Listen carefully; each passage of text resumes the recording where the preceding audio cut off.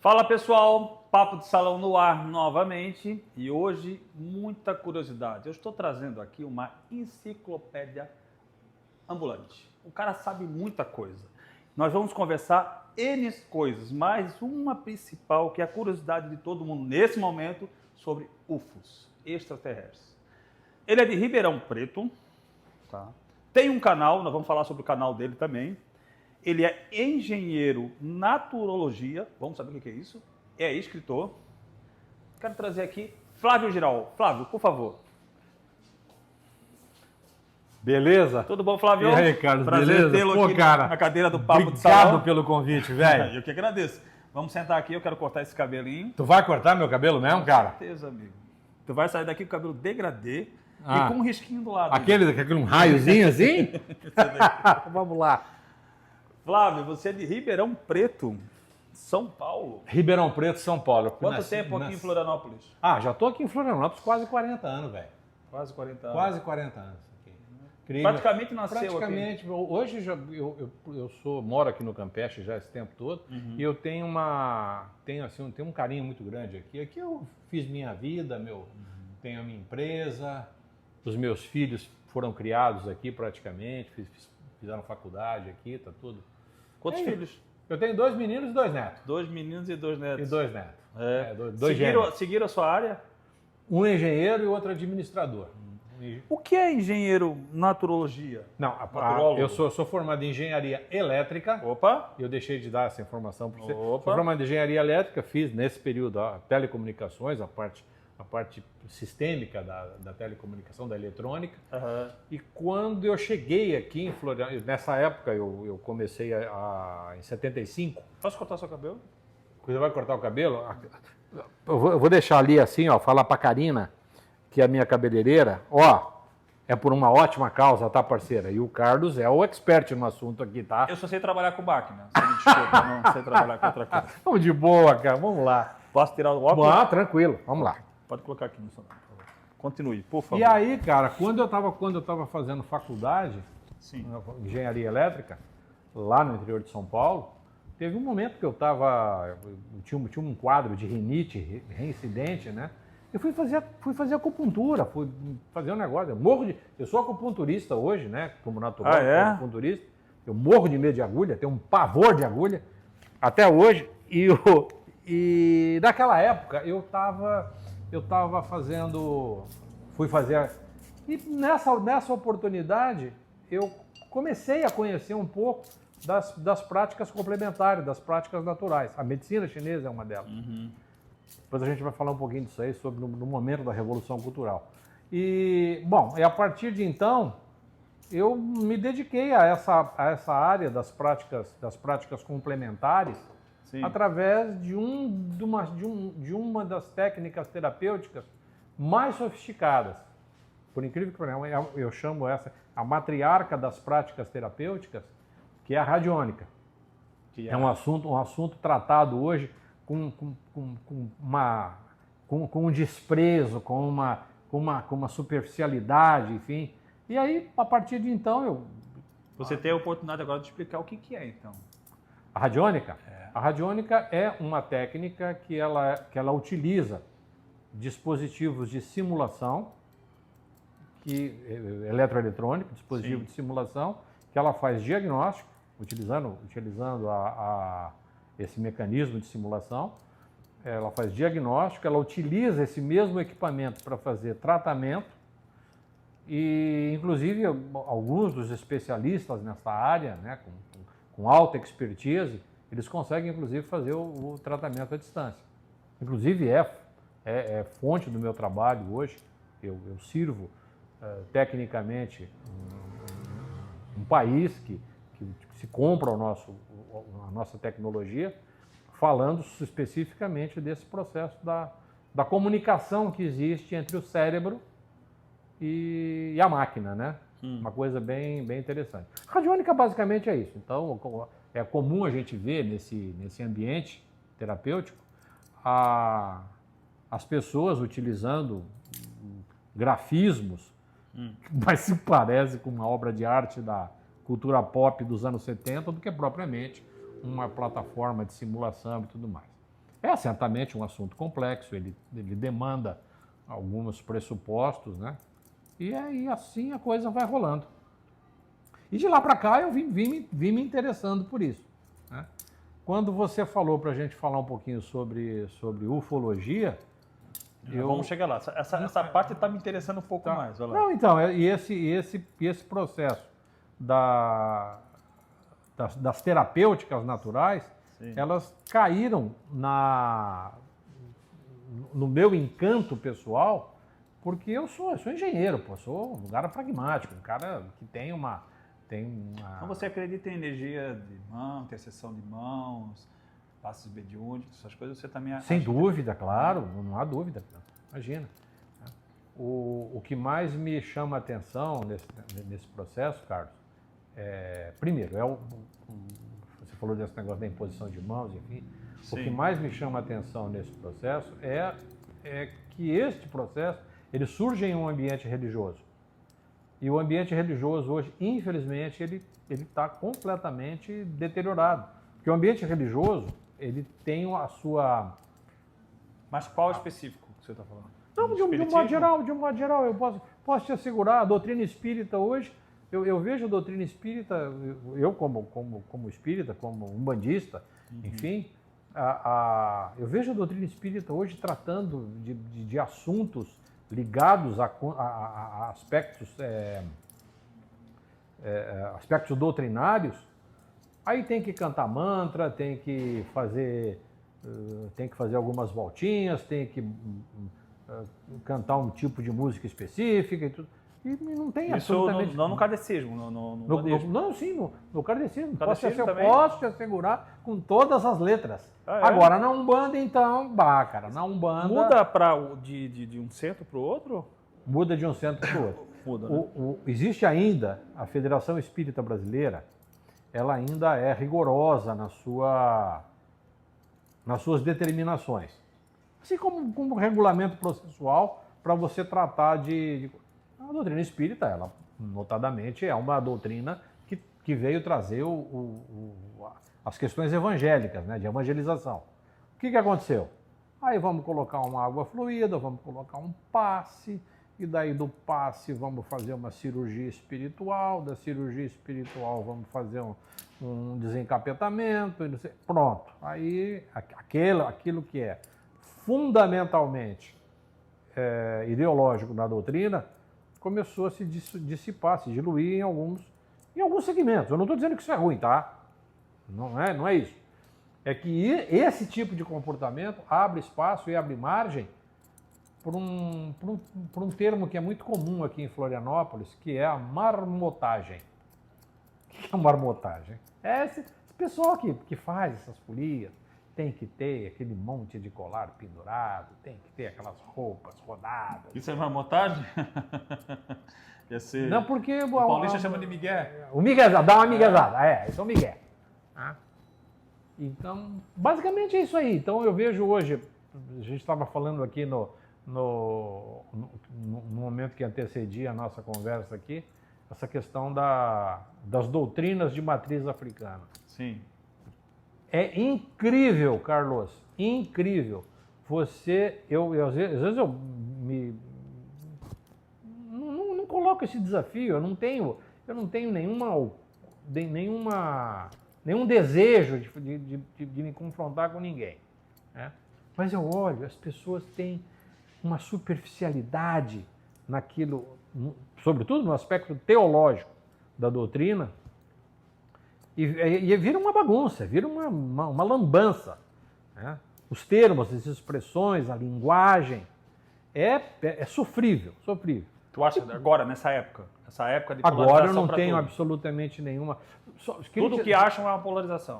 Não se trata disso, Carlos. Eu vou te dar um dado aqui, um dado pedagógico. Por favor. Tá? Que é o seguinte: hoje, 20 anos depois dos 20 anos depois de quando surgiu os primeiros resíduos os primeiros indícios da inteligência artificial. Já começou há 20 anos, aproximadamente. 20 anos depois, Os 20 anos atrás. Ah, você está falando da inteligência artificial mesmo, do AI. Isso, da inteligência artificial da IA. Da IA. As pessoas discutindo sobre esse assunto. Nos mais diferentes sítios, né? Universidades. E a primeira coisa que você precisa para a inteligência artificial é os chamados prompts. Você precisa de um prompt para fazer com que ela realize uma determinada tarefa. Sim. Um prompt é uma série de comandos Sim. linguísticos. Sim. Nesses últimos 20 anos, os jovens dessa geração, eles têm 40% menos vocabulário do que se tinha há 20 anos atrás. Nós perdemos 40% do vocabulário. Por quê? Porque a maldita cultura, a maldita revolução cultural dos anos 70 fez o favor de nos colocar nessa condição. De que quanto menos você sabe, mais fácil é de você ser dominado. É de você ser... É assim que funciona.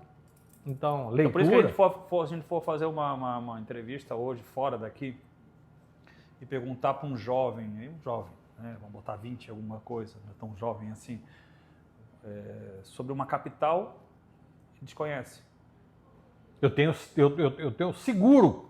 Sim, eu conheci alguns que não sabiam Mas algumas nada, capitais ou alguns estados do Brasil. Nada. Se você perguntar sobre capital de países fora do Brasil, é mais complicado. Então, essa falta de cultura veio lá atrás, você acha que... Não, o que aconteceu? Nos anos 70... Ou essa falta de interesse veio... A gente vai entrar no meio Não, político, pode falar. Então, não, essa falta de interesse veio com os planos governamentais, essa estrutura... mas sem essa dúvida estrutura nenhuma. de educação. Nós tivemos dois grandes movimentos super importantes. O primeiro deles, o primeiro movimento surgiu no início do século XX, foi com o John D. Rockefeller. Como é que é o nome dela? Hã? Como é que é o nome da cabeleireira? A Karina? Karina. Ó, Karina, Karina. você fala falando Não baixo. vai nem Karina, saber o que eu tu acha? cortei. Como é que ficou? Pô, ficou bom pra caramba, né, nega? Não sabe, não vai nem Querida. saber que foi eu cortei. Vai lá. O John D. Rockefeller, o grande magnata John do D. Rockefeller, o magnata do petróleo. Então, ele tinha 90% da produção, 90% da produção de petróleo. Sim. Estava nas mãos dele. Para refinar petróleo, você tem que ter uma indústria química. Sim. Tá bom? Sim. Então, a indústria química, ele encontrou na indústria química uma outra oportunidade de fazer negócio. O que ele fez? Ele cooptou as universidades da época que ensinavam medicina e os médicos, com toda a sua formação grega de academia, utilizando princípios ativos. Né?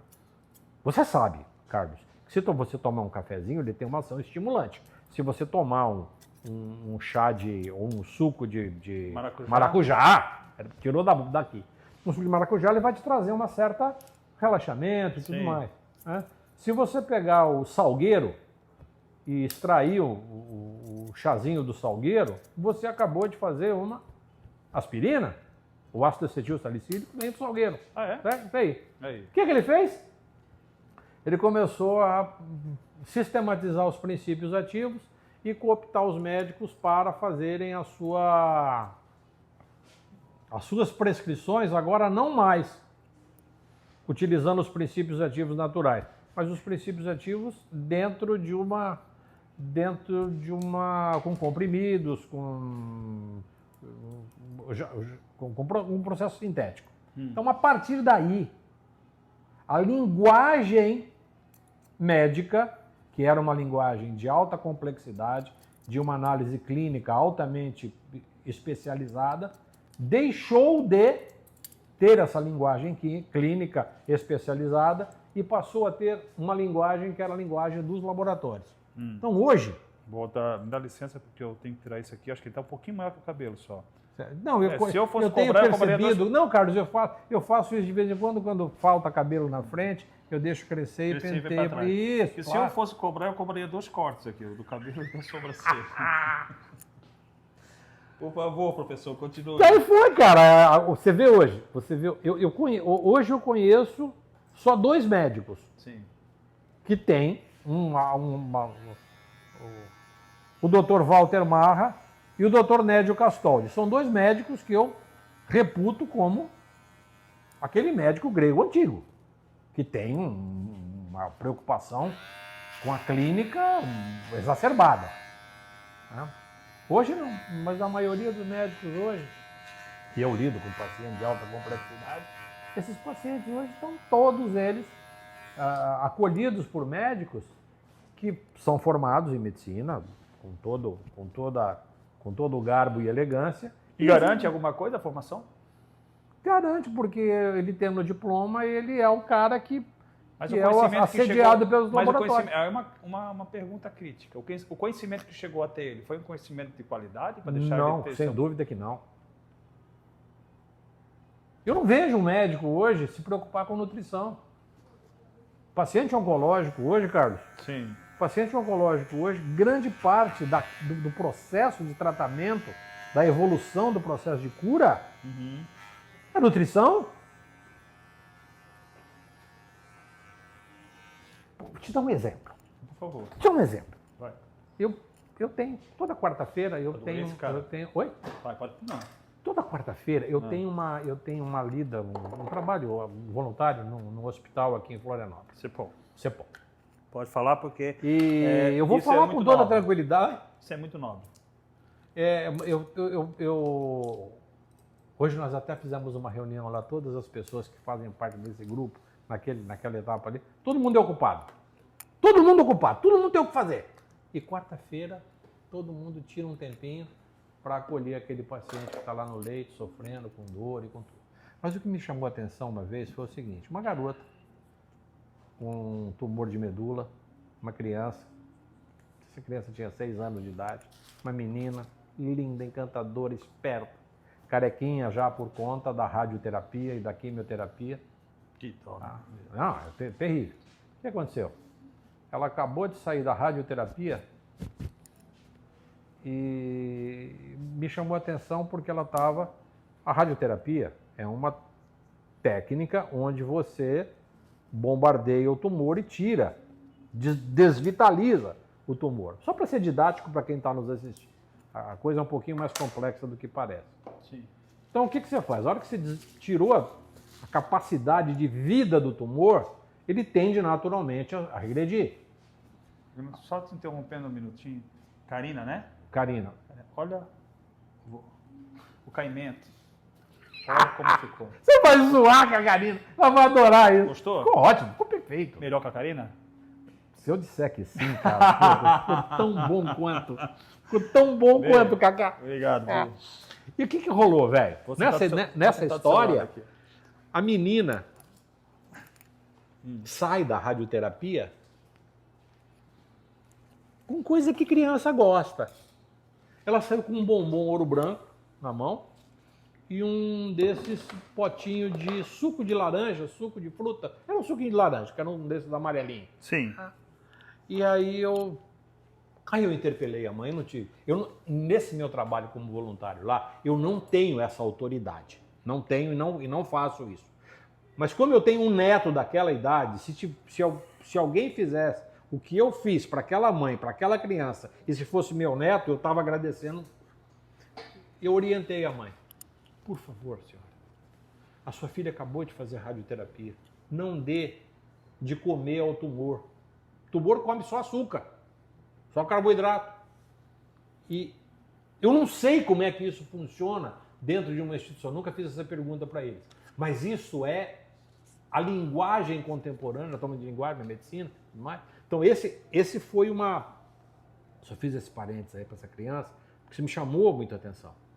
E depois a mãe veio falar comigo. Eu falei, olha, com todo carinho, com toda atenção, essa é a dieta da sua filhinha. Sim, ela é uma criança... senhor, pelo que eu vejo, que você é um engenheiro naturologia. A naturologia cuida... Um dos fatores da naturologia, Carlos, das disciplinas da naturologia, é a nutrição. A nutrição é um fator... Deixa eu te perguntar uma coisa. Eu também já tive casos de câncer, infelizmente, na minha família, né, tumores. Uma das coisas que mais... Agora vamos entrar um pouco nessa área, né, que você está envolvido. Uma das coisas que eu vejo que mais derruba uma pessoa com essa doença maldita, né, é a depressão e, com certeza, a alimentação. Certo. Uma das pessoas que passou na minha vida, no caso, uma pessoa muito importante, ela teve depressão crônica, né? E a alimentação dela era péssima. Ela tinha diabetes, colesterol e mesmo assim ela definhava na alimentação. É fato, é verídico que isso que eu estou falando, ele realmente acelera o processo do tumor? Eu vou te fazer uma pergunta, é claro que é uma brincadeira. Você já viu alguma raiva andando sozinho aí pelo asfalto? Algum medo?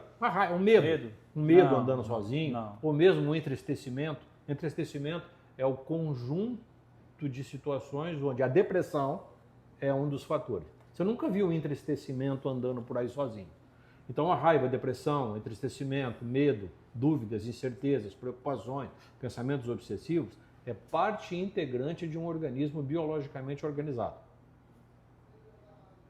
Eu e você podemos ter um quadro depressivo. Sim.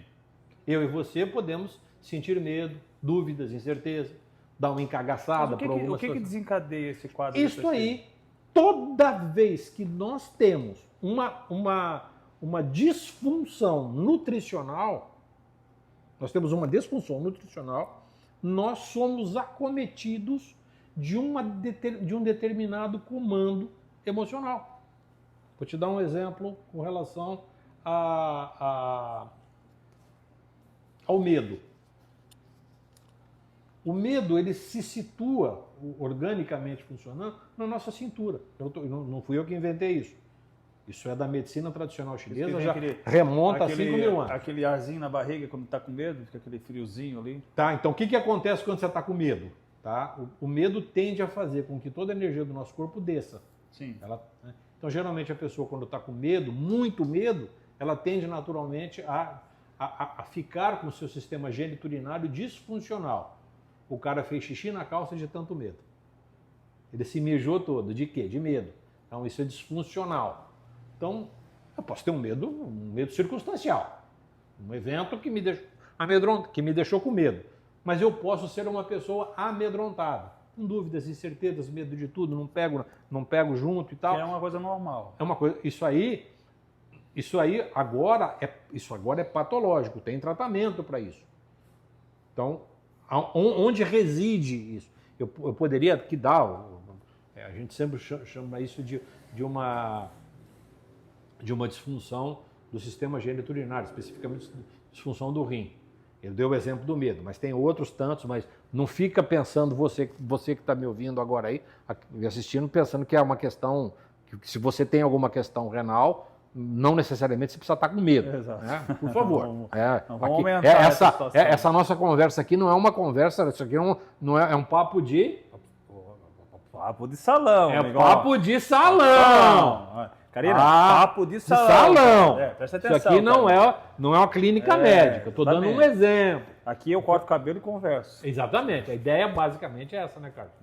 Então, essa questão do estado emocional, quando você leva o indivíduo para que o seu organismo funcione adequadamente, cara, parece que você tirou com a mão. O cara estava tomando tal medicamento. Ele passa a ter uma nutrição adequada. Eu tô convencido disso, não é porque eu acho, é por experiência. É de olhar para esse paciente, que é um paciente de alta complexidade, muitas vezes, quer seja no âmbito psicoemocional, ou mesmo um paciente tumoral, você começa a dar de comer a ele de forma adequada, começa a nutri-lo de forma adequada, ele começa a recuperar, ele começa a ter um upgrade na sua vida e tudo mais. Isso são fatores que, de uma certa forma, têm uma significância muito grande para o paciente. E para o médico, às vezes... Mas não tem nada a ver com aquela parte em que muitos falam que é o prazer da comida, porque se a gente for falar em prazer da comida, tem muita gente que tem o prazer de comer qualquer coisa, ou de besteira, por exemplo. Se for entrar nesse quesito, aí já não é uma nutrição. Não, na boa, velho. Aqui, nós dois aqui, ninguém está escutando nós. Tá. Ninguém está nos escutando agora, tá? Ninguém está nos escutando. Cara, uma Coca-Cola gelada. Cá pra nós. É ou não é gostoso? Não. Se fosse sem açúcar, eu gosto. Agora, sem com açúcar, Tá. não. Coca-Cola. Cara, não existe dose mínima segura para essa bebida. Não existe dose mínima segura para essa bebida. Ela faz mal em todas, mas ela traz um prazer muito grande, um prazer meio que quase como uma droga. Eu dei o exemplo da Coca-Cola porque eu tenho esse exemplo em casa, né? A minha esposa adora beber Coca-Cola. Eu brigo com ela direto. Mas enfim, é outra coisa. Então, o prazer da alimentação nem sempre está atrelado a uma boa alimentação. Não, Também. isso. Mas quem é adepto a uma boa alimentação vai se sentir tão prazeroso quanto uma pessoa que não é. Mas não Só tenha que uma dúvida. diferença muito grande. Essa pessoa que é adepto a uma boa alimentação, ela, além de ela estar trazendo prazer para ela, está trazendo qualidade para ela e saúde. Mas não tenha dúvida disso. E outra coisa, o fato de você se alimentar adequadamente, você ter o conhecimento do que é uma boa alimentação, de como o que ela representa, principalmente em termos nutricionais e manutenção da saúde, a satisfação é outro nível. É outro nível. É muito legal. E aí eu vou entrar numa outra questão com você. Já que a gente está entrando nessa questão, daqui a pouco a gente vai entrar nos extraterrestres, tá, B? Calma. Não dorme aí, não. Acorda. Eu sou esportista, eu gosto de esporte. Gosto muito de esporte. Beleza. Eu não sou adepto a medicamento. Eu evito o máximo de medicamento. Tá. Né? E tem um conceito em relação... Veja bem, é uma opinião, mas não é uma certeza. Tá? Eu não sou adepto a medicamento e não sou adepto a crer muito na depressão. Porque tudo que eu tenho em relação a problemas, a situações complexas, como todo ser humano tem, eu levo para o meu esporte. A variação de esportes que eu tenho, então, principalmente nas artes marciais. E é ali que eu faço a minha retirada de energia negativa. Ou nas minhas orações, principalmente, né? Será que não é mais, na minha visão, viável as pessoas se adaptarem melhor a isso do que a medicamentos? A resposta é um sonoro sim, tá? Sonoro sim. Porque medicamento, seja ele qual for, é uma droga. Agora, uma coisa eu preciso só chamar atenção para um fato, Carlos. Às vezes tem momentos em nossa vida que a nossa situação está tão complicada, tão intrincada, e eu não estou em condições de fazer um exercício agora. Eu estou com obesidade, eu estou com 100 e poucos quilos, eu tô trabalhando feito um maluco e tal, Cara, dá um remedinho para mim, para quebrar esse galho agora. Agora? Só para eu... Agora. Vou tomar um remedinho. Mas será que esse agora não vai começar a se tornar um diário? Vai, claro que vai. Um semanal, aí você vai, mensal. esse remedinho vai trazer um alento para você. Pois é. E aí, a hora que você for à noite para a oração, que a oração independe do teu peso. Uhum. A hora que você for à noite para a tua oração, que você colocou o joelho no chão e que você clama a Deus para que os seus mensageiros de luz venham te trazer inspiração, amanhã, a hora que você acordar, você vai acordar motivado a dar uma caminhada. A hora que você começou a caminhar, a tua atividade cardiopulmonar começa a ter mais movimento. Aí você começou a pegar gosto pela coisa. Aí você vai para uma academia. Praticar uma arte marcial, vai para uma academia, de repente fazer um chanfering, fazer um aeróbica. A tua capacidade cardiorrespiratória começou a aumentar. Então vou dar mais uma receita aqui para o nosso telespectador. Falei do rim, né? Onde reside a depressão e o entristecimento? No peito, no pulmão e no coração. A hora que você faz o pulmão e o coração funcionar, existe uma grande possibilidade de você não precisar mais tomar remédio. Eu não estou dizendo para você parar de tomar um remédio. Quem tem que dizer isso para você é o seu médico. Mas a partir do momento que você começa, que você vai para a academia, que você está sentindo que disfuncionalmente o teu pulmão e o teu coração levam você para o estado depressivo, é o meu caso, eu sou um paciente cardíaco, então eu notadamente tenho uma tendência a estados de entristecimento, não tenha dúvida, velho. É rua. Rua. Vai respirar, vai fazer isso. As minhas orações, sem dúvida nenhuma, é parte integrante da minha vida hoje, é parte da minha rotina. Eu levanto, escovo o dente, faço xixi, vou no banheiro, vou almoçar, vou jantar, tomo um cafezinho e vou fazer as minhas orações. É parte integrante do meu dia. Então, isso que você acabou de falar é fundamental. O paciente que tem estado depressivo, ele não tem ânimo para fazer porra nenhuma. A hora que você dá o remedinho para ele se arruma um pouco, velho. Ele se arruma. Eu vou te dar alguns exemplos. Vamos lá. Nessa minha cadeira aqui, há 18 anos passam muita gente. Aqui é um confessionário, né, meu? E é meu divã. Muita gente passa. Teve uma época que eu dei, por um tempo, aula de Muay Thai. Né? Eu pratico Muay Thai há 13 anos. Aí teve uma época que eu dei aula de Muay Thai. E dentro desse período, passou algumas pessoas, principalmente pessoas da área de tecnologia, que já estavam numa estafa muito grande e não sabiam o que fazer para essa estafa. E queriam se encaminhar para medicamento. E a gente vai conversando e tal. E eu falei, cara, tu já praticou algum esporte? Ah, não tenho tempo. Arruma 1 hora do teu dia. Vai lá na academia, pode ser comigo, qualquer outra pessoa, e vamos fazer. Então, dentro do esporte que eu pratico, a gente procura tirar da pessoa o máximo dela possível. Eu não quero que ela vá para lá ser um lutador. Eu quero que ela vá para lá, pegue essa energia negativa que está dentro dela e jogue para dentro daquele saco. E bata ali, com muita vontade. Eu vou te dar, assim, dentre todos, 5 exemplos que foram sucesso. Pratico um esporte até hoje. Então, eu sempre penso que, antes de você procurar... Claro, se você está no extremo, isso é o Carlos que está falando, o Carlos leigo, tá?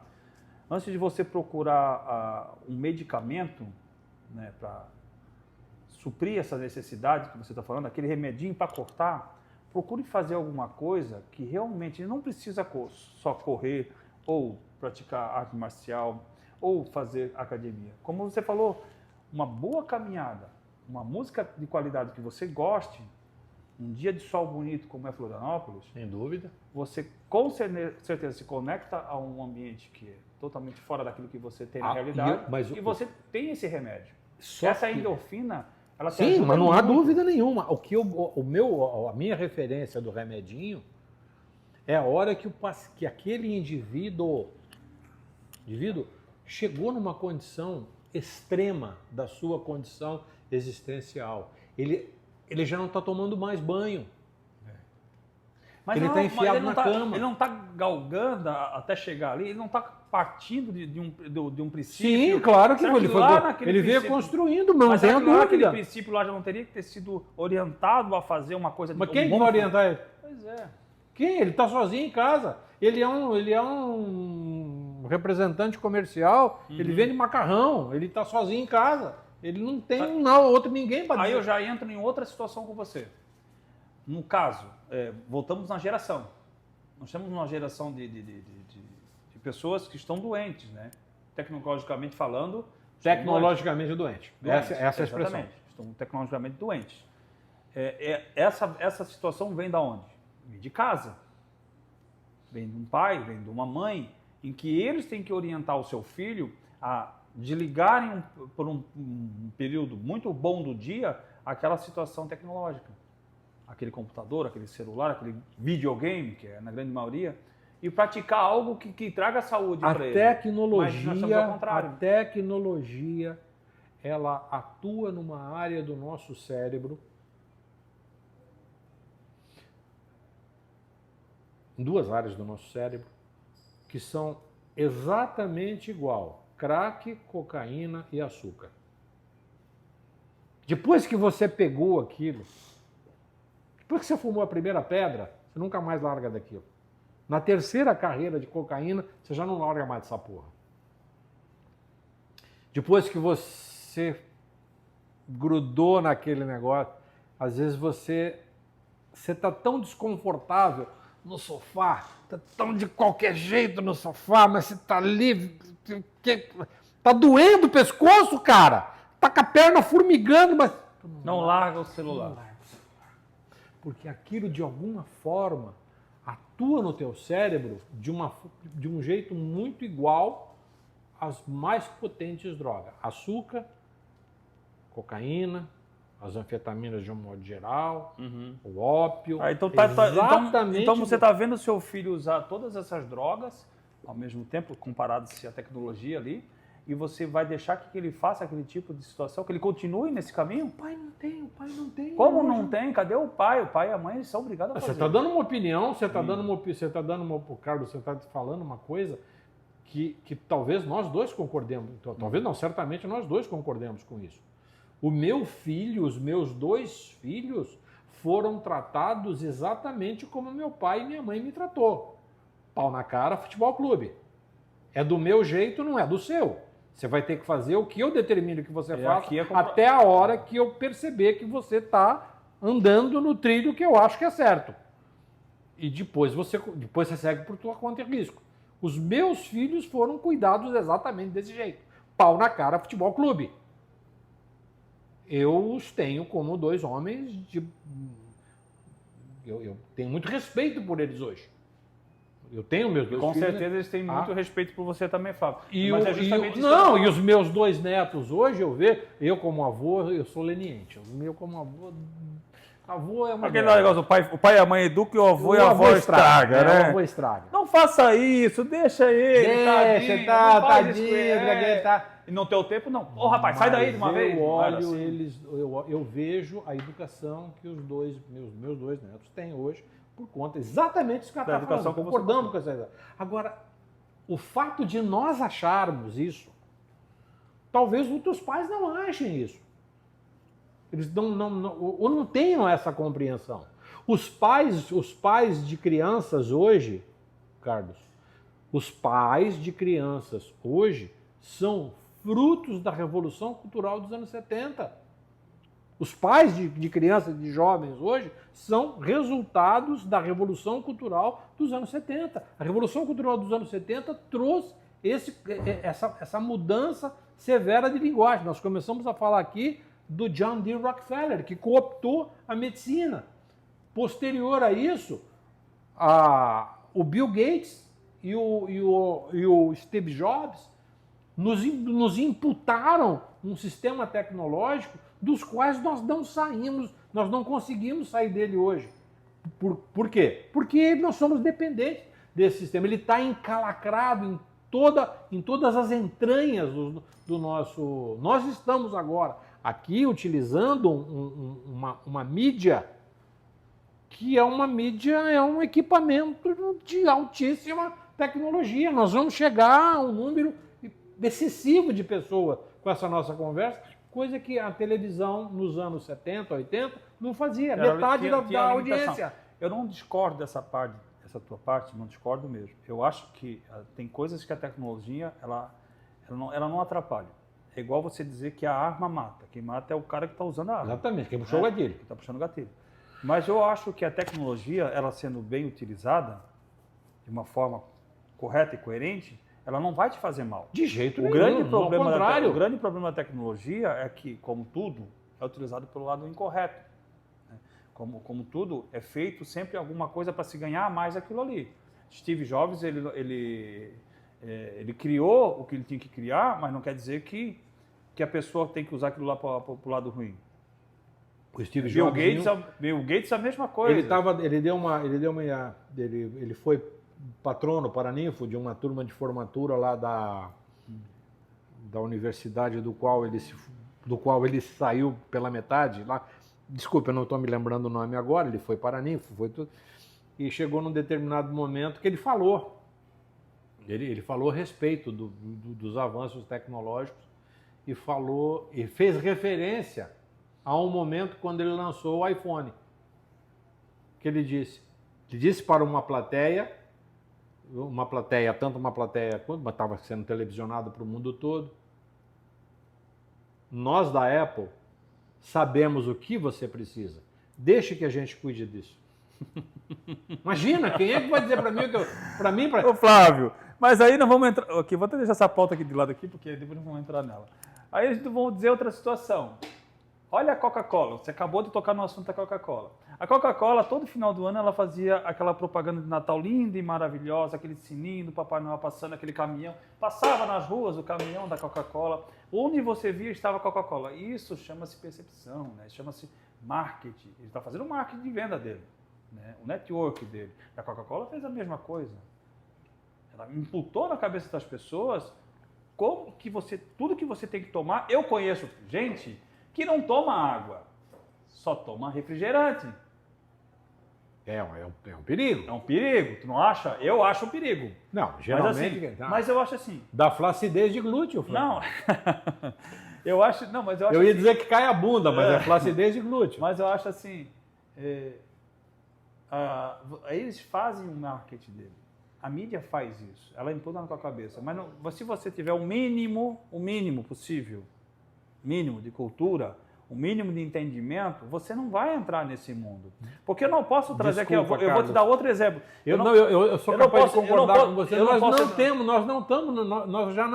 Nós já perdemos o trem da história. Não, Flávio, eu acho que não. Eu acho que a gente tem salvação ainda. Eu não posso, por exemplo, outro exemplo. Vamos falar de uma coisa mais pesada. Somos nós dois aqui reunidos, temos um amigo que entrou aqui agora, e ele entrou e ele gosta de fumar um baseado, gosta de cheirar alguma coisa. Se ele se acender um baseado, eu vou sair. Aí, tá vendo?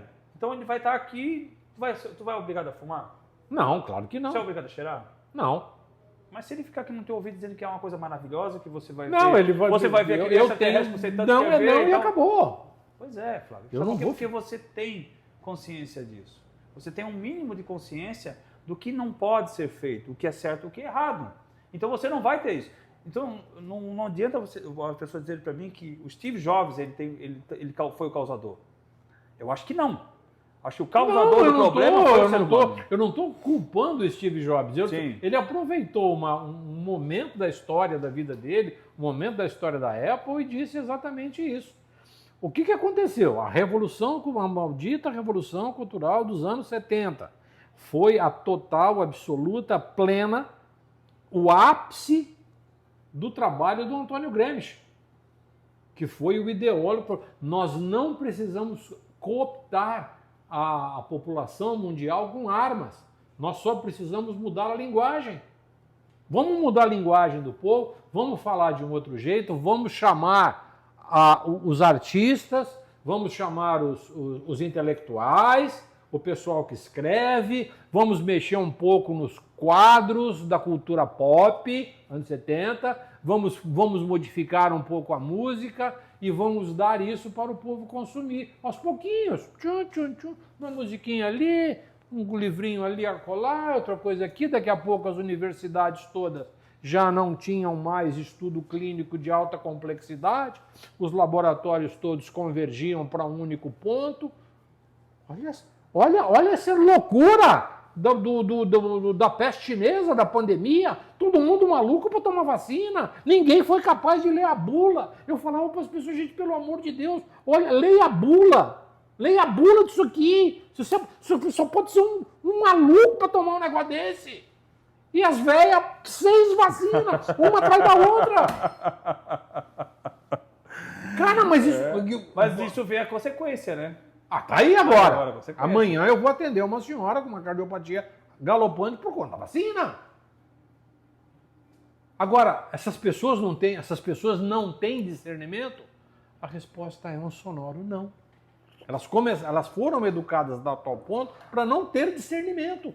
E nós chegamos nesse ponto hoje, Carlos, nesse momento da história da humanidade, que me traz um pouquinho de aflição. Eu convivo, graças a Deus, eu tive a oportunidade. O meu pai e minha mãe foram muito severos com a minha educação, no sentido de me estimular. Eles nunca me obrigaram, mas eles me estimulavam sempre a estudar, a gente tinha uma biblioteca boa na minha casa, a gente tinha um manuseio com livro, com enciclopédia e tudo mais. Era sempre uma coisa muito tranquilo dentro do nosso convívio em casa. Meu pai era professor universitário, minha mãe professora secundária, enfim. Então eu tive essa graça de ter nascido numa família como essa. Mas tem jovens que não tiveram essa oportunidade. Alguns conseguem colocar a cabecinha para fora e ter sucesso no seu trabalho. Mas a grande maioria hoje são dependentes químicos de tecnologia. Eu falo dependente químico de tecnologia, porque a tecnologia produz todos esses desarranjos funcionais. Já dizia Augusto Cury. Hã? Já dizia Augusto Cury. Já dizia Augusto Cury. Figuraça esse Augusto Cury. Ele é muito, muito querido. Estou lendo o livro dele, muito bom. Muito bom. Vou trazer um dia ele pra cá, ele vai ser um... Mentira. Vai ter um bolão, hein? Sério? Vamos? Tu traz? Tá, imagina. Mentira. Augusto Cury aqui na minha cadeira? Sentado na cadeira aqui. Bem, eu duvido. Eu vou. Eu duvido. Tá, dá 2 telefonadas. Sério? Nós estamos a uma distância de 6 pessoas. Nós estamos a uma distância de 6 pessoas daquela pessoa que a gente quer ter acesso. Se trouxer o Augusto Cury aqui para minha cadeira, eu tenho uma pessoa que eu entrevistei que ele vai pular, que é o Mário Mota. O Mário Mota. Eu entrevistei. Fantástico. Meu comunista favorito. Fantástico. E ele teve o livro dele assinado pelo Augusto Cury. Eu fiquei muito nervoso no dia que eu entrevistei. E ele falou, se tu tá nervoso, imagina quando eu fui fazer o meu livro e o Augusto Cury foi do meu lado entrevistando. Figura. Eu assisti Imagina algumas se palestras ele, com imagina, ele. nossa, A última vez foi uns 2 anos, mais ou menos. Eu vou fazer o seguinte, eu vou deixar essa bola do Augusto Cury quicando contigo. Eu vou Mas falar... principalmente com a minha diretora comercial. Né, Cíntia? Cíntia, eu vou dar umas 2 telefonadas aí. É? Vou. Eu vou te cobrar isso. De repente, a gente arruma um financiamento de campanha aí. A gente faz um pacote de Botox ali, uma amiga nossa. Ela trabalha com isso. Não, é interessante, hein? Pois é. Uma rifa de Botox. Rifa de Botox. Harmonização facial, não Botox. Beleza? O que tu acha? Perfeito. Eu também acho, ficaria perfeito. Mas enfim, vamos lá, continuando. Eu trouxe eles aqui para fazer pergunta para você. Vocês podem perguntar, por favor. Quer perguntar, Bê? Fernando, você quer fazer uma pergunta para ele? Você que é a entendedora dele? Fernanda, você não vale nada, é uma mulher incrível. Adoro a Fernanda. Fernanda, gente boa. Não, mas vem aqui, por favor. Vem até aqui. Porque senão o microfone não pega. Fica muito longe. Que amiga, vem cá, chega. Diga. Flávio, eu ouvi vocês falando sobre a questão da depressão, né? E eu já passei por uma situação assim, de depressão por síndrome do pânico, por uma situação de perda na família. E quando eu fui ao médico, ele explicou que chega um determinado momento que isso se torna químico no teu organismo, a falta disso. Isso. Que isso vai além da tua vontade, enfim, do teu desejo. E eu precisei disso para conseguir voltar ativa e, digamos assim, fazer exercícios, conseguir rezar, que nem isso eu tinha força. E como é que é isso? Você precisou ser medicada. Eu precisei ser medicada. Certo. E aí, eu queria entender um pouco essa parte química do cérebro, quando eles falam que faltou um componente químico que levou àquela situação. Como é que é isso? Tá. Então, vamos lá. Toda vez que você... Vamos entender o corpo como um sistema cibernético. Tá?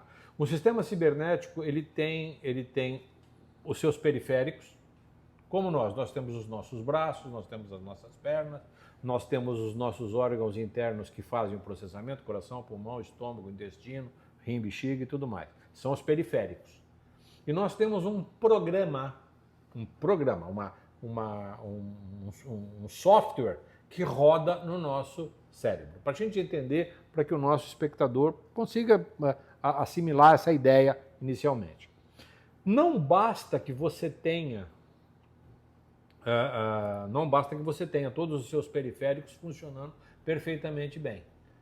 Se você tem o teu software e ele está com vírus, ele foi infectado com vírus, com Trojan lá, com cavalo de Troia, alguma coisa. Isso no computador acontece.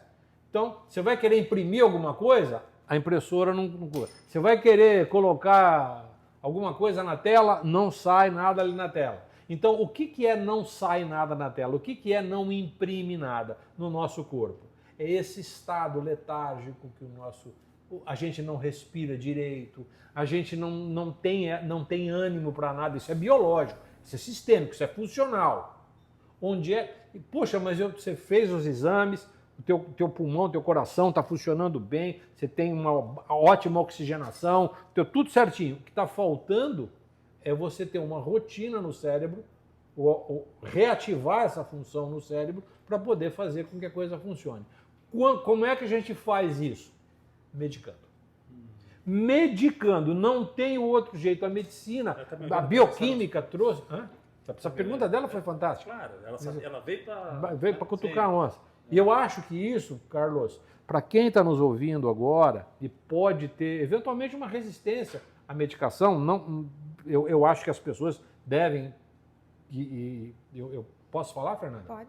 A Fernanda se livrou da medicação com muita rapidez. Eu sei da história, eu perguntei, eu não tenho autorização para falar do que ela abriu o jogo. Mas eu estou dizendo, a Fernanda se livrou da medicação rapidinho. A hora que o sistema estava devidamente formatado, o Winchester lá estava formatado, os conectores neurais, estava tudo funcionando. Cara, para fazer isso, foi para nutrição. Mas será que isso não é por causa da força interior dela? Não sei, cara, eu só sei que esse negócio de muita força interior, de muito, como é que chama, de muita... Tem um outro negócio lá, os coaches falam muito sobre isso, cara, você tem que meter a mão na massa, você tem que ter um esforço pessoal. Eu acho que é uma questão de resiliência. Resiliência, é uma questão de resiliência. Uma palavrinha muito, muito comum Nem hoje. todo mundo tem essa capacidade de resiliência. Véio. Porque eu lembro que quando eu tive isso, eu fiquei atenta a todas as possibilidades de melhoria. Inclusive, fiz acupuntura com o Flávio. O Flávio foi uma pessoa que me ajudou muito. Enfim, ervas. O que me indicavam para fazer, eu ia atrás. Eu não me acomodei. Mas o que me deu força para ir atrás... Além dos amigos que me protegiam muito e me levavam naquela época, né, Flávio? Ela tem essa vantagem, ela tem um excelente grupo de amigos que diz para ela a verdade, na cara, na lata, né, sem qualquer... Mas nem todo mundo tem essa capacidade de aceitar isso como ajuda. Mas eu precisei do medicamento, porque eu precisei disso. Eu fui hospitalizada com falta de ar. E foi do nada. Simplesmente em os conectores, os neurotransmissores deixam de cumprir a sua função neurológica. A hora que ele deixa de cumprir, o periférico, a impressora não imprime, a tela não liga, o coração não bate, o pulmão não respira. Não tem, é o software. E é nesta hora... Agora, quando uma coisa é leve, quando uma coisa é breve, e aquilo está instalado no corpo de um jeito, às vezes você vai fazer uma corridinha, tomar um sol, repor vitamina D, tomar um pouquinho de iodo, fazer algumas coisas aqui, não dando receita não. O cara reage numa boa, velho. Numa boa. E os neurotransmissores, notadamente, eles precisam de alguns tipos de açúcar que não é o açúcar que você ingere, são açúcares metabolizados. E você, dependendo do tipo de alimentação que você tem, esse açúcar é produzido, vai para o cérebro, velho. Aí tá feito o carreto. Tá livre, leve, solto. São coisas... E o mais interessante disso tudo, Carlos, e eu acho que é legal, é que a ciência contemporânea, independente de todas as questões que a gente está falando aqui, de cooptação da medicina ou coisa parecida, parece teoria da conspiração, mas não é. Nós temos, paralelo a esse segmento, o segmento da pesquisa, de pessoas que têm um olhar misericordioso para com o seu semelhante. Que essa é a função do ser humano. Nós não temos outra razão existencial que não seja quebrar o galho do meu semelhante. Eu não vivo sozinho no planeta. Então, toda vez que eu posso, de alguma maneira, diminuir a dor e o sofrimento daqueles que estão perto de mim, toda vez que eu consigo produzir um nível melhor de alegria e de contentamento e de oportunidade para aquele que está próximo de mim, as coisas ao meu redor vão para outro nível. Tá? Vão para outro nível, não tenha dúvida disso. Por isso eu não sou socialista, eu não sou comunista. Eu sou um libertário nessa hora. Eu vejo as questões cooperativadas de uma forma muito positiva. Falo isso porque às vezes a pessoa fala, mas essa é uma ideia, não é uma ideia socialista, é uma ideia em que você precisa ter recursos, isso é importante, precisa ter recursos, precisa gerar riquezas, né? Transformar recursos em riqueza. E a partir daí você transformar a vida do outro. Tem os grupos de pesquisa hoje, no que se refere às questões de comportamento, na parte de medicação em particular, cara deram um salto enorme. Antigamente nós tínhamos dependência química severa por pacientes com estados de entristecimento de toda a ordem. Hoje, esses mesmos pacientes com estado de entristecimento, recebendo a medicação adequada, eles vão para o próximo nível, os neurotransmissores funcionando de um jeito muito legal, troca a medicação por suplementação, que facilita bastante o trabalho do médico, e o cara vai embora para casa, vai cuidar da sua vida, vai ser produtivo.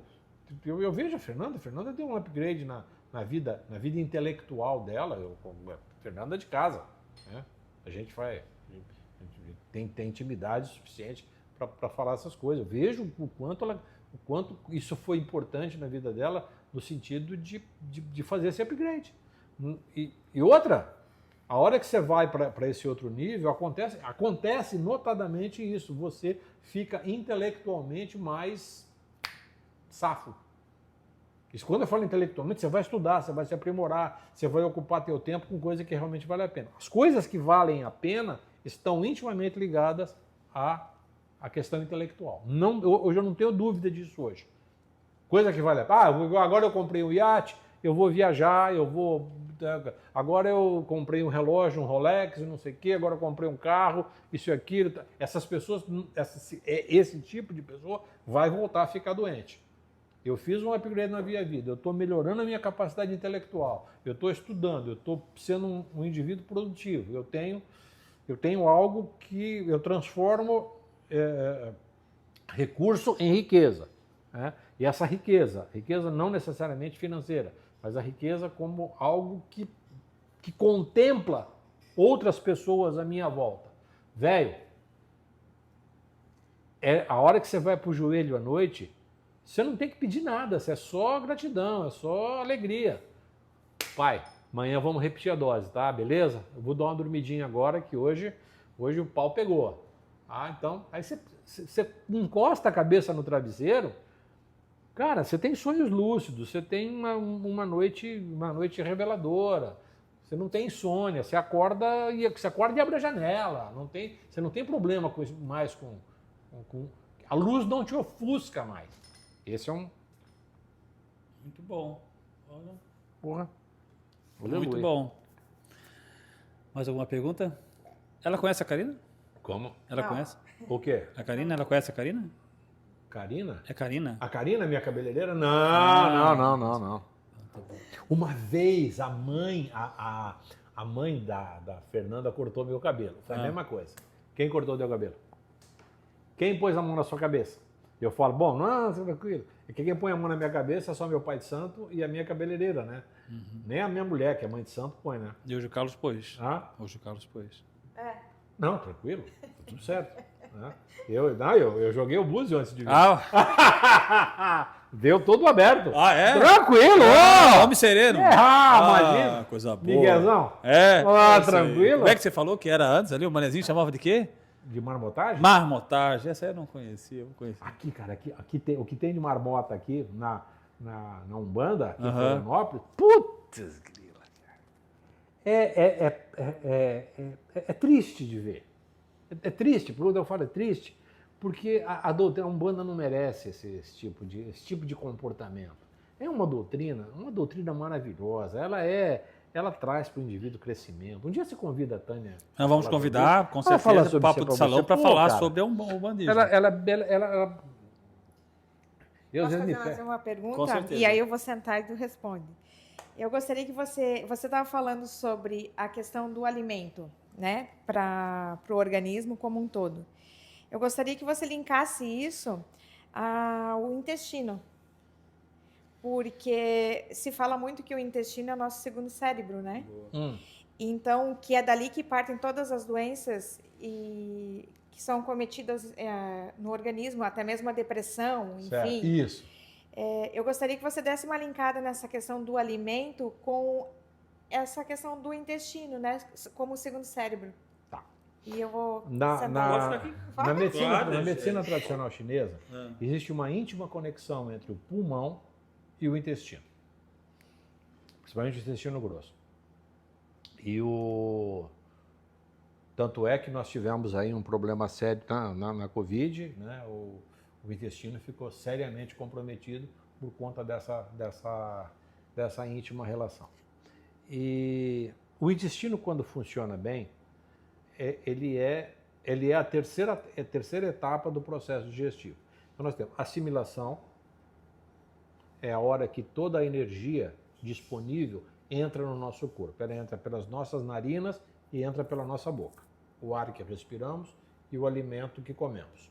Então essa é a primeira parte, chamado aquecedor superior. Aquecedor médio é onde a energia é processada. Tá? Então, aí depois o aquecedor inferior, aquela energia que ela não foi processada, que ela não é utilizada pura para formar o sangue e o qi que circula pelo nosso corpo. A terceira etapa é a etapa da excreção, intestino e bexiga. Quando chega nessa etapa, essa etapa é uma etapa de análise e feedback. Toda vez que sai um produto de uma empresa, ele é processado. Entra lá a matéria-prima, faz e sai o produto. De tempos em tempos, vai o controle de qualidade, tira o sabonete, o macarrão, o parafuso, e ele vai para um sistema de controle de qualidade. E ele olha aquele produto. Tá legal, tá beleza, tá tranquilo, tá tudo certinho, deixa funcionar assim. O nosso intestino é exatamente esta etapa escritora, que é a etapa do controle de qualidade. Então, uma dica maravilhosa para o nosso telespectador aqui, para atender essa pergunta, chuchu, beleza.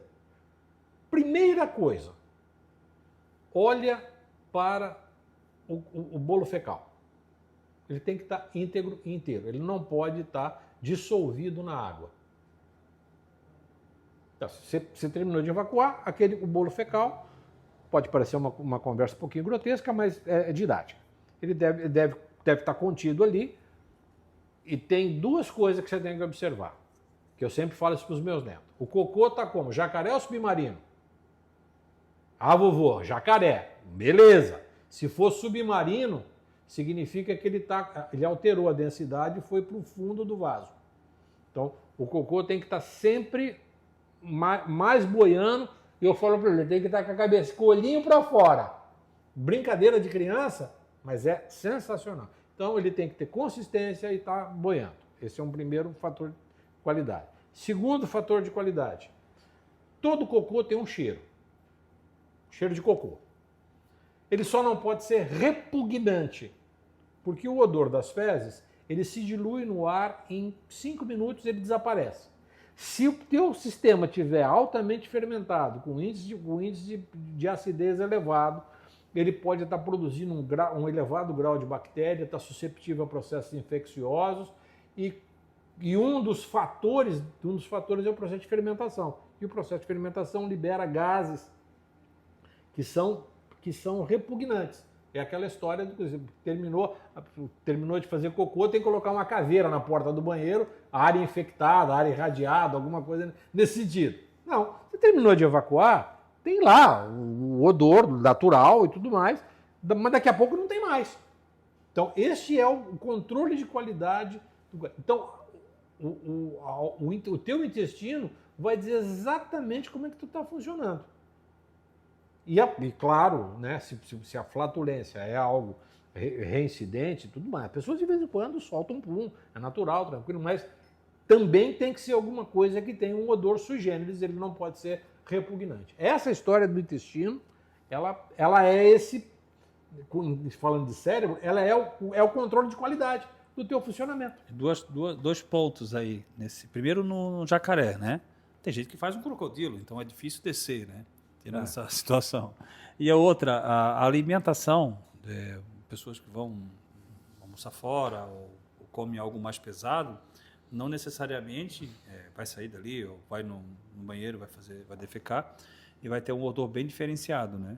Não necessariamente está com problema no intestino. Ou você acha que sim? Não, você vai... É uma coisa temporária, você sai, né? Não, você sai, de repente, você vai comer fora, você está num... Então, eu sempre digo o seguinte, pode comer? Pode, não há problema nenhum. Eu geralmente como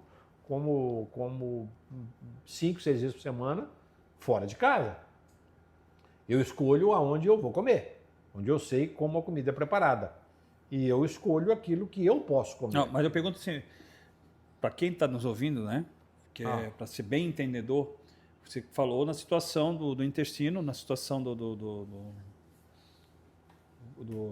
das fezes, se você ter um problema desse diário, né? Não quer dizer que você... Se é diário, pode ter certeza que está com problema. Está com problema. Não é uma questão de você foi ali, comeu alguma coisa, chegou em casa, foi mal, então tô mal. Foi mal, hein? Vou ter que... cara. Vou ter que ir para o hospital. Aconteceu comigo essa semana.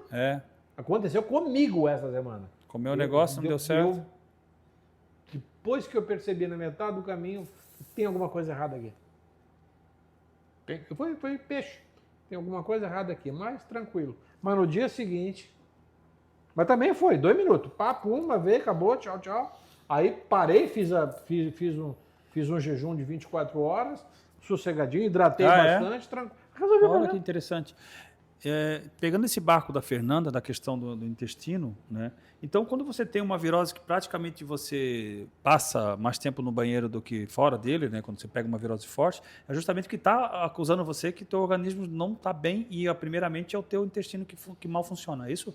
Exatamente, e deixa sair. Só cuida para não dar desidratação. Uhum. Deixa sair, deixa limpar, deixa fazer. Hidrata.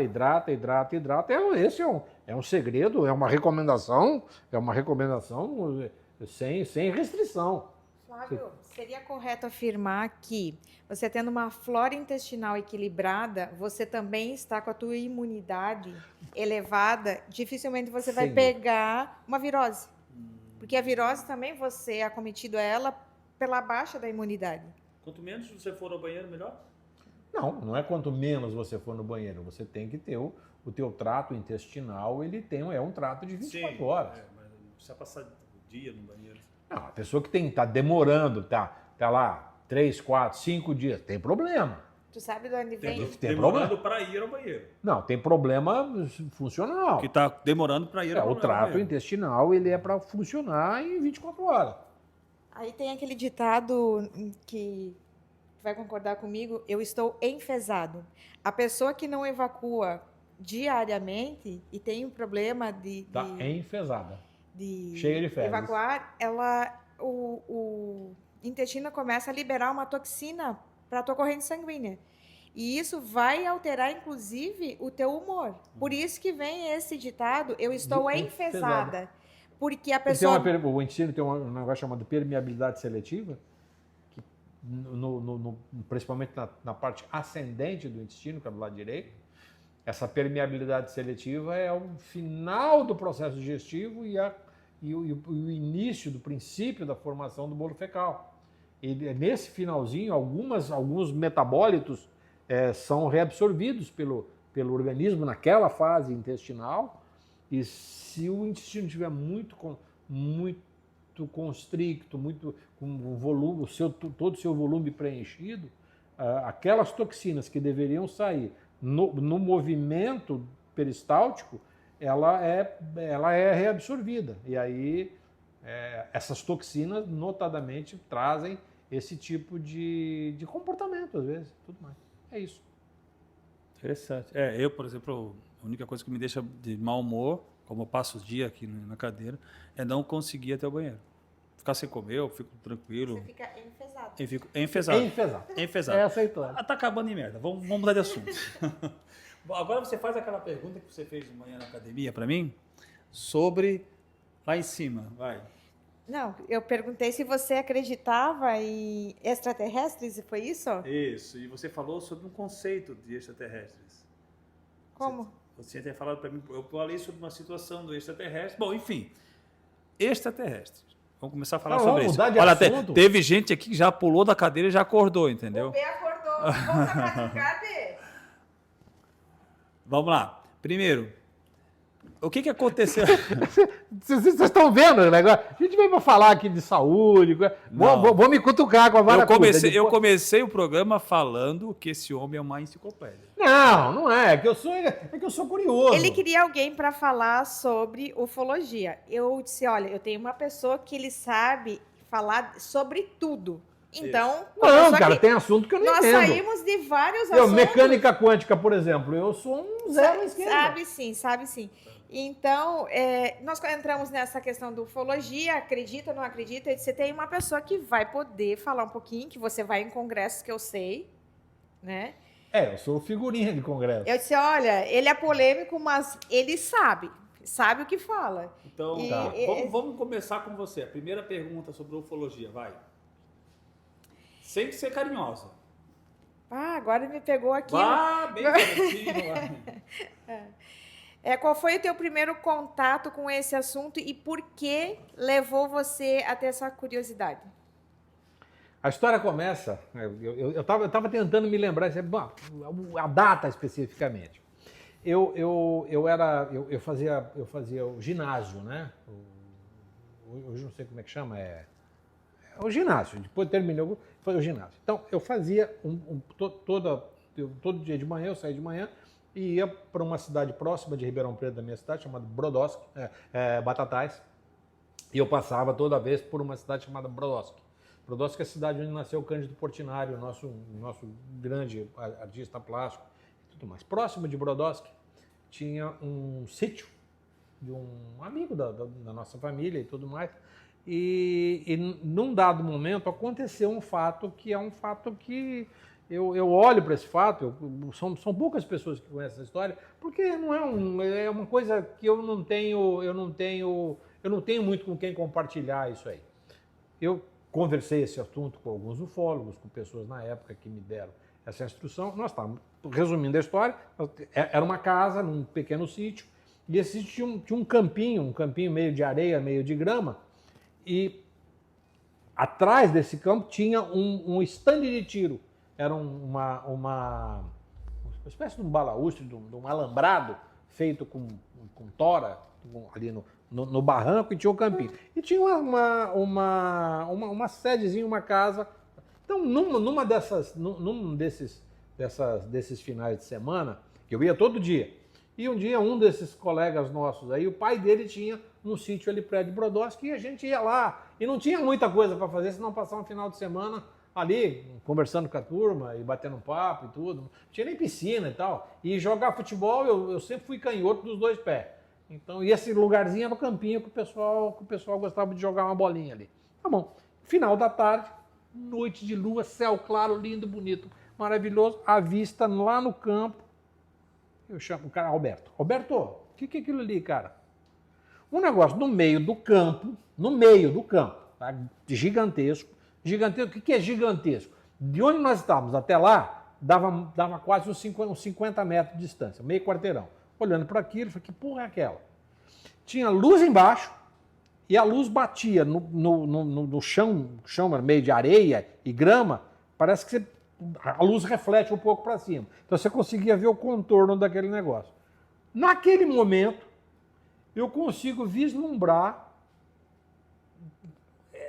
Eu falo duas porque eu não sei definir de outro jeito. Duas silhuetas ali embaixo daquela estrutura. Aquela estrutura não tinha pé, não tinha suporte, não apertava no chão, não nada. Aí eu estou olhando para aquele negócio ali, a luz, de repente, eu consegui enxergar, eu estou vendo agora isso, enxergar a luz e chegava todo aquele alambrado no fundo, onde a turma fazia tiro-alvo, treino de tiro, alguma coisa. O pai do Alberto era um colecionador de armas, um cara assim. Bom, e aí, eu olhando para aquilo, vejo a hora que aquelas coisas aparecem, vamos chamar de criatura, eu estou olhando para aquilo, aquilo fica muito iluminado, aquilo como se fosse um pano branco e aquelas duas expressões ali naquele momento.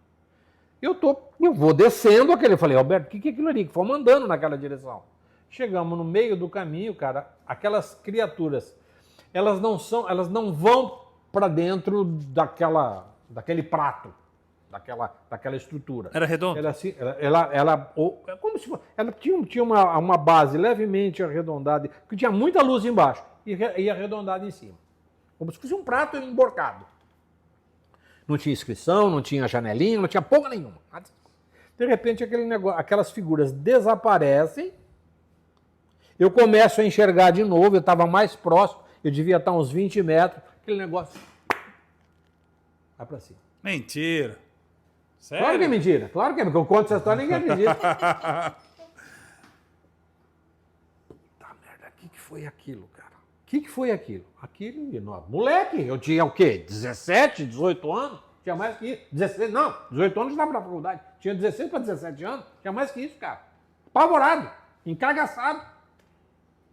E 2 moleques vendo aquele negócio. Então essa foi... Nunca mais na minha vida eu vi qualquer coisa, coisa aqui, um negócio ali, nada. Coisa não durou, sei lá, 3, 5 minutos. Acho que foi o tempo que isso aconteceu. Ribeirão Preto, cidade de Brodowski, no percurso de Ribeirão Preto até Batatais, são 30 quilômetros. Até Brodowski dá 20 quilômetros. Você está indo do lado direito, uma plantação de abacaxi, do lado esquerdo tinha lá algumas propriedades rurais, sítio, e tinha lá o sítiozinho do pai do Alberto. Essa foi a primeira história. Passou o tempo, eu comecei a me interessar por esse assunto e comecei a fazer perguntas. 2 segmentos básicos começou a surgir na minha vida. Não bateu na tua porta 2 homens de preto? Não, para. Isso aí. Para conversar com você, isso deve uma ser... maleta na mão. Isso, não? é personagem da cultura pop dos anos 70. Fique certo disso. E aí eu comecei a olhar para aquele, pensar naquele assunto de um jeito que eu não tinha parâmetro para aquilo. Tá? Contei com meu pai deu risada, depois eu conversei com o que foi o meu pai de santo, pai Mário, comentei com ele não soube discutir esse assunto comigo. Tá? Quando eu fui para a faculdade, aí comecei a me interessar, porque a engenharia sempre tem alguém que se interessa por esse assunto, que curte essa questão tecnológica, tudo mais. Foi a partir daí, Carlos, que eu comecei a participar de congresso, comecei a perguntar para as pessoas. 2 coisas são muito importantes neste ambiente. A primeira coisa é a marmotagem, os migué, a miguelagem. Tem muito fake news, tu acha? Nossa, muita notícia falsa. Não tenha dúvida disso. As pessoas vêm e falam e comentam. Da mesma forma como eu contei esse fato para você, que aconteceu comigo e com o Alberto. Eu ainda falo, e nós dois, nessa época ainda, para você ter uma... a gente fazia fotografia, nós éramos fotógrafo. Cara, e tinha máquina fotográfica dentro da casa. Mas tem muito relato, Flávio. Sim. Não dá para dizer que todos são fakes, né? Claro que não, lógico que não. Então nós podemos dizer que existe... Existem os aproveitadores. Tá, mas espera aí. Agora vamos entrar nessa pergunta. Que existe uma colocação de uma pessoa que eu acabei fazendo a pauta junto com ele, e um garoto fantástico. Ele falou uma coisa interessante. O que é vida após? O que é vida extraterrestre? O que você acredita em vida extraterrestre? Seres como esses? Porque ele me fez uma colocação seguinte: se você pegar um copo de água do mar, há vida dentro daquele copo? Com certeza. Um espaço tão vasto, tão gigante, com certeza vai haver vida ali. Paradoxo de Fermi. Aí tá com vergonha? Paradoxo de Fermi. É?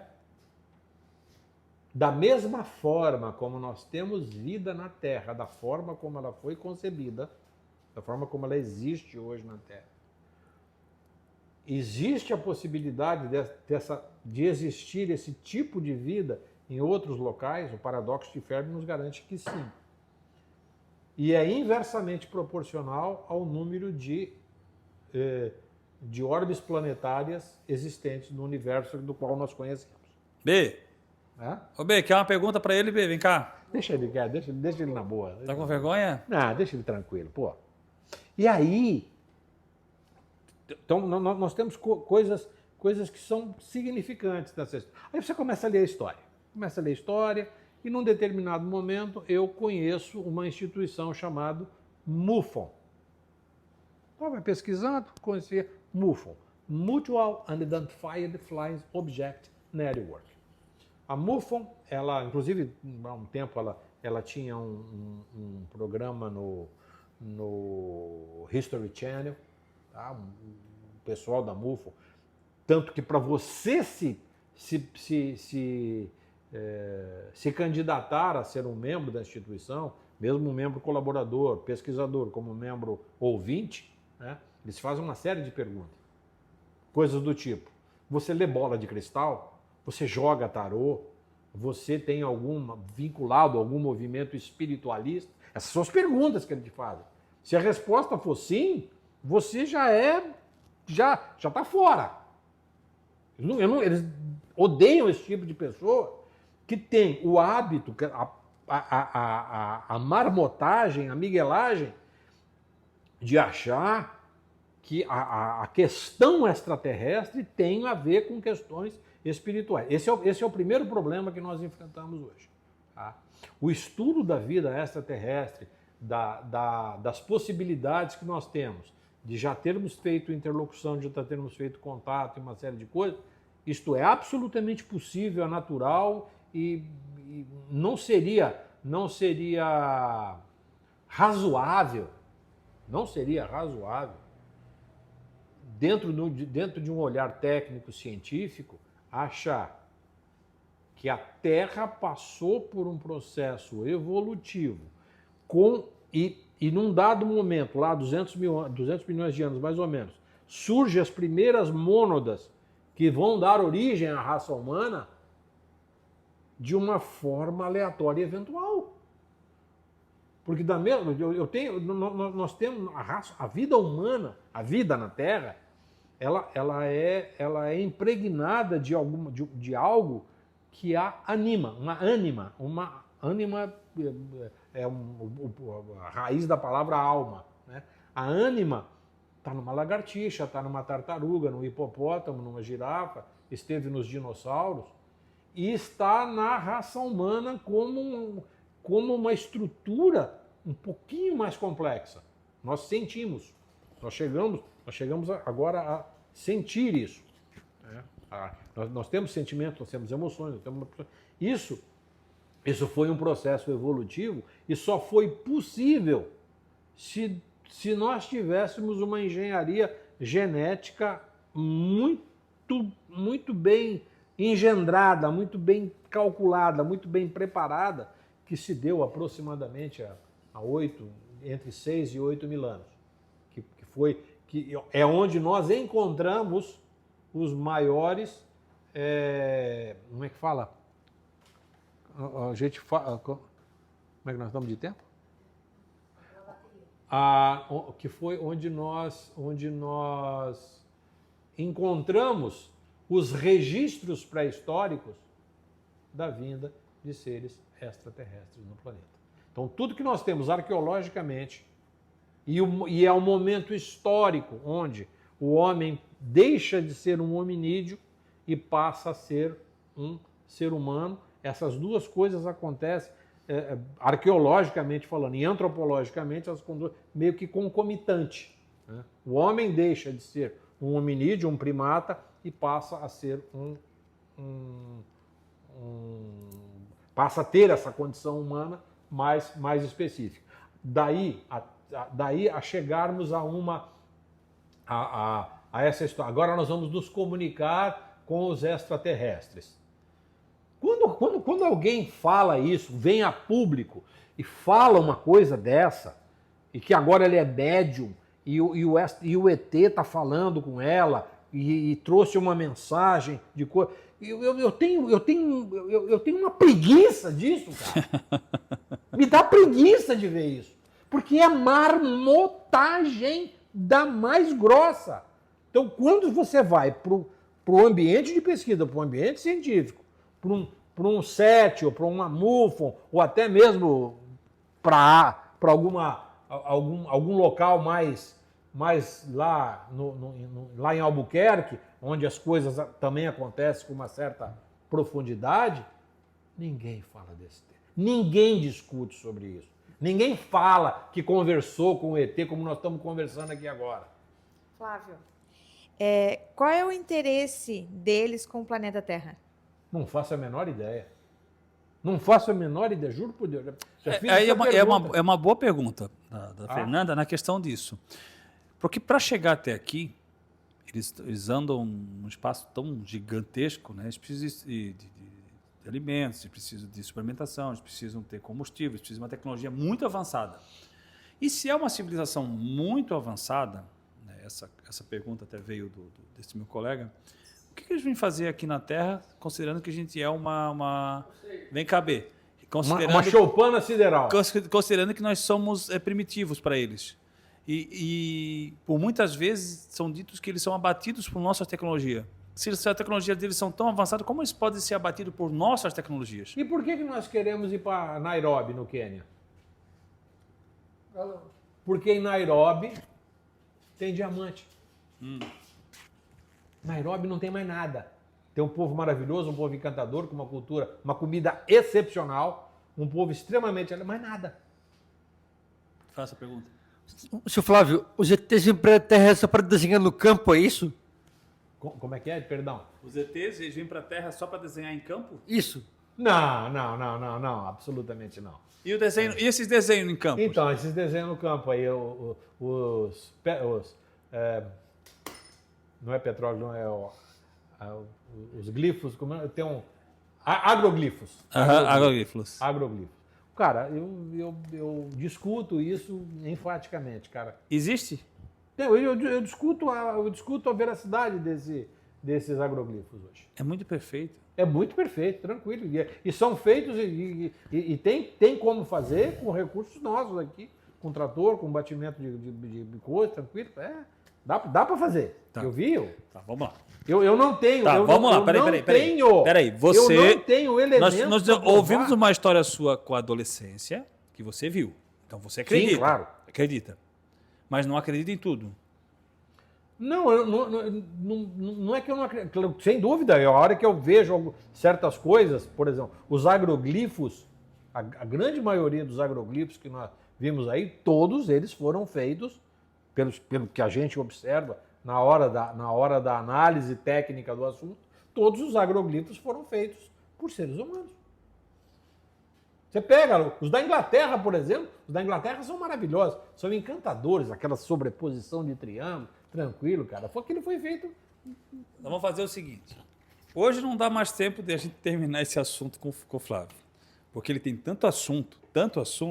Vamos marcar um segundo papo. Não, cara, só para fechar esse negócio aí, para fechar essa questão dos extraterrestres, nós temos... Não fechou. Não fechou. Vai voltar na segunda porque tem muito assunto. A gente falar de agroglifo, falar dessas outras coisas, e isso está dentro desse ambiente cultural, dessa marmotagem toda. Agora, ninguém fala de tecnologia de ruptura. Ninguém fala de tecnologia de ruptura. Eu gosto, se você quiser, eu vou te apresentar o agente bancário do Citibank que trabalha para o governo americano e com a pastinha embaixo do braço oferece às empresas de alta tecnologia para desenvolverem projetos de ruptura. O que é o projeto? Projeto de ruptura. Ele não é um projeto feito da Terra. Ele é um projeto que veio de reengenharia, por exemplo. Seu Flávio, o projeto para a Área 51, não é isso? Como? Fala devagarzinho. O projeto para a Área 51. Por exemplo, o que veio de lá. A gente eu não vou especificar cada um deles. Mas eu vou te dar um exemplo só. Aquele de 1957 que caiu, que acolheram dois indivíduos, duas formas de vida específicas. Fizeram a reengenharia daquela espaçonave caída lá. Foi feita pela Motorola a reengenharia daquela espaçonave. Saiu do laboratório da Motorola. Isso não é marmotagem. Saiu dali um documento que foi para Estocolmo como o Prêmio Nobel de Física do desenvolvimento do transistor. O modelo teórico do transistor saiu dessa nave. Um ano depois, ele já tinha o transistor feito de uma tecnologia de ruptura. Isso não foi inventado. Mas de onde veio essa informação? Veio da espaçonave. Não, essa informação que você tem. Pô, mas é só pegar e ler os anais Eu pergunto porque do Prêmio Nobel. Alguém vai dizer para você que isso aí é. Eu pergunto porque alguém vai dizer que essa teoria é apenas uma teoria. Sem dúvida, com certeza. É só ler. Porque geralmente essas pessoas que falam isso, eu sempre as convido. Vá ler documento de fonte primária. Não acredite em tudo que você vê. Nesse caso, o que aconteceu no início do ano em Miami? O que aconteceu em Miami no começo? Num shopping, extraterrestres andando no shopping, aquele alvoroço todo. Tenho dúvidas com relação a isso. Tenho sérias dúvidas com relação a isso. Eu entrevistei aqui um piloto de avião, 30 anos de piloto. Ele contou que viu coisas bem... Com certeza. Bem diferentes lá no ar. Todo dia. Isso não é fake. Claro que não. Eu tenho um amigo meu que é meu instrutor de voo, o comandante Rui, viajou por esse Brasil todo, pelo mundo todo aí. Ele conta coisas para mim que são maravilhosas. Porque ele tem... Você estando lá em cima, você tem que ter você tem que saber diferenciar o que você está vendo. Se é um helicóptero, se é um avião, se é um avião de turbina, se é um avião de hélice, se a velocidade que aparece no radar é uma velocidade compatível com aquilo que você está vendo visualmente. Se aquela velocidade, de repente ele muda de trajetória como se fosse uma brincadeira de bola de criança. Então esse tipo de coisa tem que ser levado em consideração. Sim. Isso não é algo que nós temos que... Mas tu acha que a humanidade corre risco? Com relação a... Eu acredito, outros acreditam que nós somos visitados por séculos. Eu não, para mim, me é confortável. Quando eu falo eu não posso dizer que eu não tenho dúvida. Me é confortável dizer, nós começamos a receber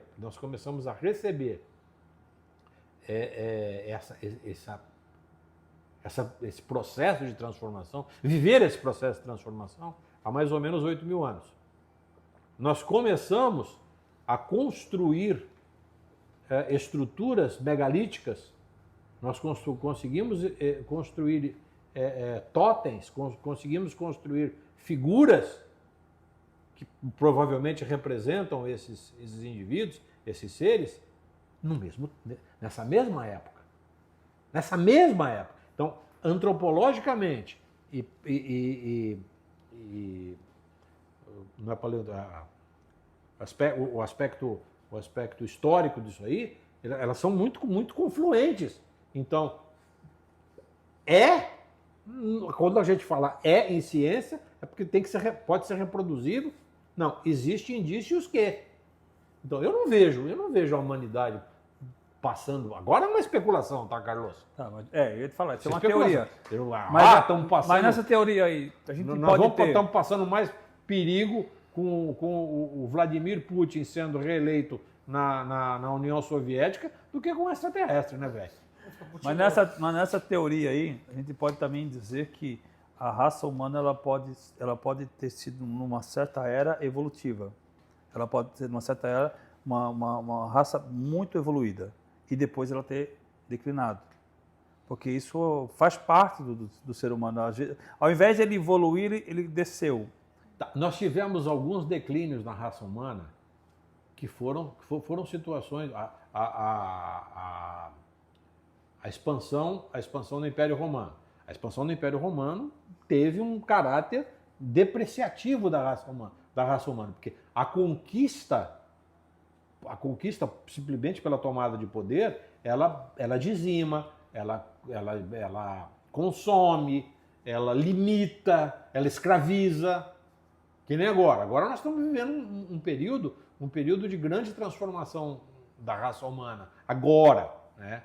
Porque nós estamos dentro de um contexto político-social que está havendo, notadamente, uma polarização. Essa polarização faz crescer a luz, faz crescer as sombras, e agora é um momento onde a raça humana, ela não é que ela esteja em risco, mas acontecerá algumas coisas, ou a gente faz um upgrade cultural, voltamos a ter ou nós teremos, a raça humana vai ficar dizimada a uma condição. Mas não é limitante. justamente nessa condição que eu estou falando. Será que a gente já não passamos por esses períodos em outras eras? Não tenha dúvida disso. Não tenha dúvida disso. Porque a gente vai olhar a nós história. batemos tanto a cabeça, quem foi que construiu as pirâmides, quem foi que fez Machu Picchu, quem foi que fez isso ou aquilo. Por que não o próprio ser humano fez e era evolutivo naquela era e depois declinou? Eu faço essa pergunta também.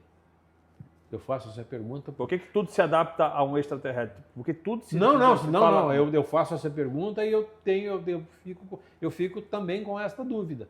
Tá? Agora, quando você tem uma dúvida, isso é o grande recurso dialético. Aristóteles nos incita a gente fazer muita pergunta, até a gente chegar próximo da verdade. Toda vez que a gente entra nessa dialética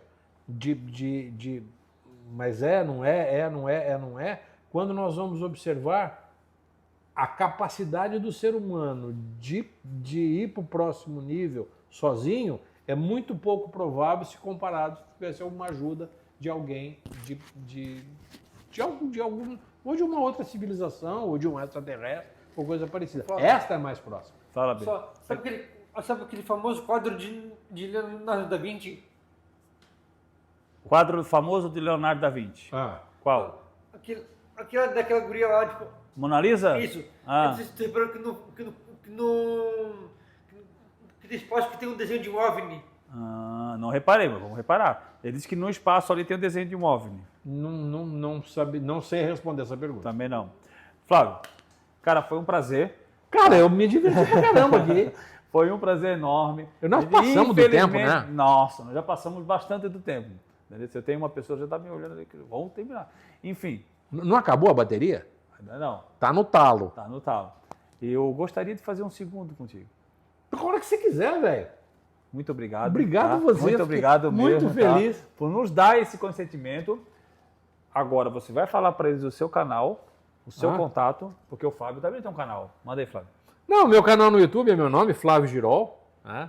Lá depois eu me permite, né? Com certeza. Eu vou colocar lá no canal. O canal tem um canal de mais de 20 mil assinantes lá e tudo mais. É um canal de uma boa visibilidade. É um canal pedagógico, é um canal instrutivo e tudo. E eu sempre tenho esse espaço lá. Lá é o meu local onde eu não tenho pudores. Deixa o seu contato. Meu contato é flaviogirol@gmail.com. Você pode, qualquer coisa que você queira perguntar ou fazer alguma questão, flaviogirol@gmail.com. Hoje o B vai falar lá das plaquinhas, B. Vai lá. Pessoal, para quem não segue no Papo de Salão em Floripa, Compartilhe. Ative o sininho. Curta. Se inscreva. B, vem cá. O que mais? Segue a gente lá onde? No Papo de Salão em Floripa, Instagram, YouTube, TikTok e Facebook. Quero agradecer. Esse é o cara. Quero agradecer também a Fernanda. Muito obrigado por ter trago aqui esse cara maravilhoso. Que isso, tá? obrigado, velho. E nos encher com tanta cultura. Imagina, tranquilo. Mais uma vez, querido. Obrigado, velho. Muito obrigado, tá bom? Tá bom? Pessoal, Bê. Papo Show. Salão fica aqui. Até a próxima. Valeu. Muito obrigado.